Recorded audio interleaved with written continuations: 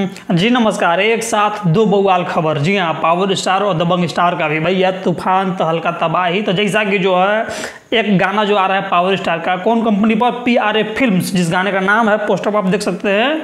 हाँ, ये गाना जो है आज आ रहा है, इसका टीजर 5 बजे PRA फिल्म्स पर। तो भैया कितना लोग बेसब्री से इंतजार हैं, बेकरार हैं, कमेंट सेक्शन में कमेंट करके बताना मत भूलिएगा। और काहे कि वीडियो अभी हम शूट कर रहे हैं 5 बजे से पहले, तो अगर आप 5 बजे के बाद ये वीडियो देख रहे हैं तो आपको टीजर जो है कैसा लगा है पावर स्टार का, कमेंट सेक्शन में यह भी कमेंट करके बताना ना भूले। और दबंग स्टार का जैसा कि आप देख सकते हैं पोस्टर एक नंबर है भैया, है कि नहीं? तबाही तूफान तहलका। और वीडियो इसका बहुत हाई क्वालिटी का होने वाला है, ठीक है। और जैसा कि आप लोग जानते हैं और नहीं जानते हैं तो कोई दिक्कत नहीं है, भाई है तो बता के जाएगा कि इसका जो म्यूजिक है संगीत, इसका जो म्यूजिक है संगीत ये भैया दिए हैं आर्या शर्मा जी। और गीत लिखने वाले हैं हमारे बहुत फेमस विजय चौहान जी।